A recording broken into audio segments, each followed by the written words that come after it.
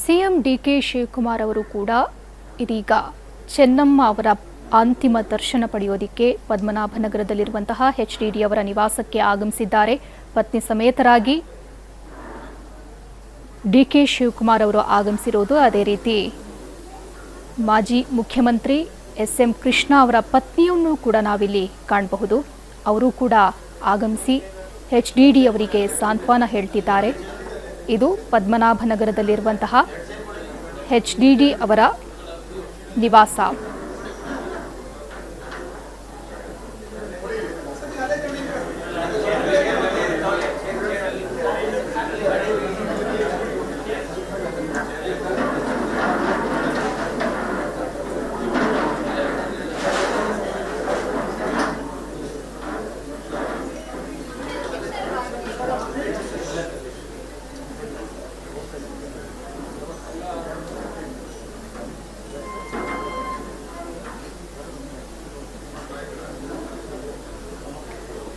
CM DK Shivakumar ಅವರು ಚೆನ್ನಮ್ಮ ಅವರ ಅಂತಿಮ ದರ್ಶನಕ್ಕಾಗಿ ಆಗಮಿಸಿದ್ದಾರೆ. ಈಗಾಗಲೇ ಟ್ವೀಟ್ ಮುಖೇನ ಅಂತಿಮ ನಮನವನ್ನು ಸಿಎಂ ಸಲ್ಲಿಸಿದ್ರು.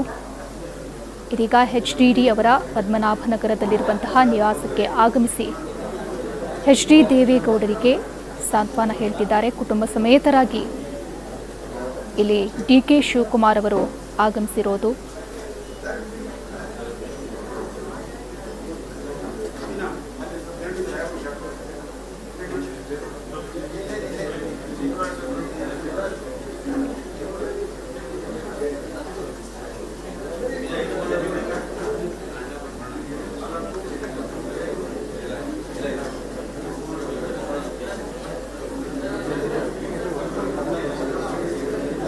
ಸಿಎಂ ಡಿಕೆ ಶಿವಕುಮಾರ್ ಅವರು ಇದೀಗ ಎಚ್.ಡಿ. ದೇವೇಗೌಡರ ಪತ್ನಿ ಚೆನ್ನಮ್ಮ ಅವರ ಅಂತಿಮ ದರ್ಶನಕ್ಕಾಗಿ ಆಗಮಿಸಿದ್ದಾರೆ.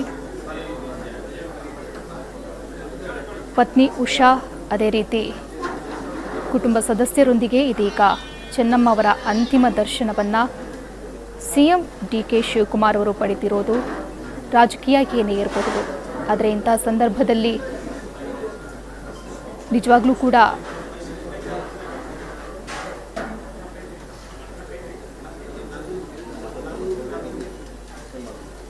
ಅನ್ಯೋನ್ಯತೆ ಅನ್ನುವಂಥದ್ದು ಕಾಣಿಸುತ್ತೆ. ಅದೇ ರೀತಿ ಮುಖ್ಯಮಂತ್ರಿ ಆಗುವಂಥ ಸಂದರ್ಭದಲ್ಲೂ ಕೂಡ ಪ್ರಮಾಣ ವಚನ ಸ್ವೀಕಾರದ ಸಂದರ್ಭದಲ್ಲಿ ಬೆಳಗಿನ ಜಾವ ಎಚ್ಡಿಡಿ ಅವರ ನಿವಾಸಕ್ಕೆ ತೆರಳಿ ಅವರ ಆಶೀರ್ವಾದವನ್ನು ಕೂಡ ಡಿಕೆ ಶಿವಕುಮಾರ್ ಅವರು ಪಡೆದಿದ್ರು. ಇವತ್ತು ಎಚ್ಡಿಡಿ ಅವರಿಗೆ ನೋವಿನ ದಿನ, ಕಷ್ಟದ ದಿನ. ಈ ಸಂದರ್ಭದಲ್ಲಿ ಡಿಕೆ ಶಿವಕುಮಾರ್, ಮುಖ್ಯಮಂತ್ರಿ ಆಗಿರುವಂತಹ ಡಿಕೆ ಶಿವಕುಮಾರ್ ಅವರು ಅವರ ನಿವಾಸಕ್ಕೆ ಆಗಮಿಸಿ ಎಚ್ಡಿಡಿ ಅವರಿಗೆ ಸಾಂತ್ವನ ಹೇಳ್ತಾ ಇರೋದು. ಅದೇ ರೀತಿ ಅವರ ಪುತ್ರರಾದ ರೇವಣ್ಣ ಹಾಗೆಯೇ ಕುಮಾರಸ್ವಾಮಿ ಅವರು ಕೂಡ ಅಲ್ಲೇ ಇದ್ದಾರೆ. ಅವರಿಗೂ ಕೂಡ ಸಾಂತ್ವನ ಹೇಳುವಂತಹ ಕಾರ್ಯವನ್ನು ಮುಖ್ಯಮಂತ್ರಿ ಡಿಕೆ ಶಿವಕುಮಾರ್ ಅವರು ಮಾಡ್ತಿದ್ದಾರೆ.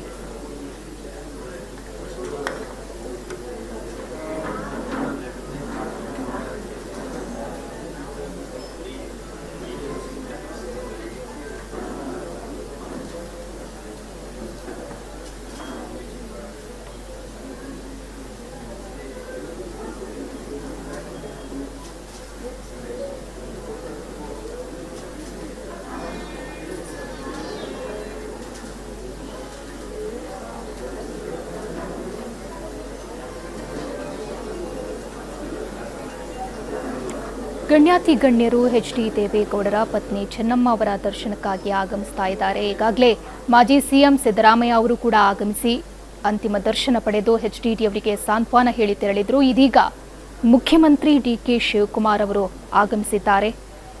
ಎಚ್ಡಿಡಿ ಅವರ ಬಳಿಯಲ್ಲೇ ಕೂತು ಅವರಿಗೆ ಸಾಂತ್ವನ ಹೇಳ್ತಿದ್ದಾರೆ.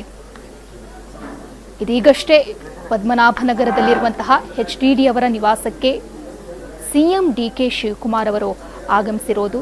ಪತ್ನಿ ಉಷಾ ಅವರ ಜೊತೆಗೆ ಆಗಮಿಸಿ ಚೆನ್ನಮ್ಮ ಅವರ ಅಂತಿಮ ದರ್ಶನವನ್ನು ಪಡಿತಾ ಇದ್ದಾರೆ. ಈಗಾಗಲೇ ನುಡಿನಮನಗಳನ್ನು ಟ್ವೀಟ್ ಮುಖೇನ ಸಿಎಂ ಡಿಕೆ ಶಿವಕುಮಾರ್ ಸಲ್ಲಿಸಿದ್ರು.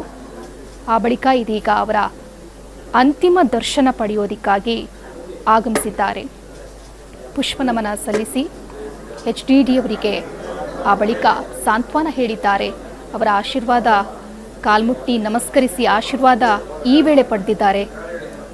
ಆ ಬಳಿಕ ಅವರ ಪಕ್ಕದಲ್ಲೇ ಕೂತು HDD ಅವರಿಗೆ ಸಾಂತ್ವನ ಹೇಳಿದ್ದಾರೆ DK ಶಿವಕುಮಾರ್ ಅವರು.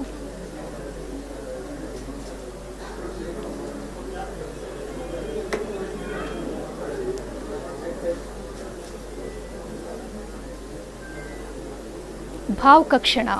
ರೇವಣ್ಣ ಅವರಂತೂ ಕಣ್ಣೀರಾಗ್ತಾ ಇದ್ರು. ತಾಯಿಯ ನಿಧನದ ಸುದ್ದಿ ತಿಳಿದ ನಂತರದಲ್ಲಿ ಸಾಕಷ್ಟು ಭಾವುಕರಾಗಿದ್ರು. ಇಲ್ಲೂ ಕೂಡ ಗಮನಿಸಬಹುದು, ನಿರಂತರವಾಗಿ ಕಣ್ಣೀರು ಹಾಕ್ತಾನೆ ಇದ್ದಾರೆ. ಅವರ ಪಕ್ಕದಲ್ಲೇ ಚಲುವರಾಯಸ್ವಾಮಿ ಅವರು ಅವರನ್ನ ಸಮಾಧಾನ ಪಡಿಸ್ತಿರೋದನ್ನ ನಾವಿಲ್ಲಿ ಕಾಣಬಹುದು.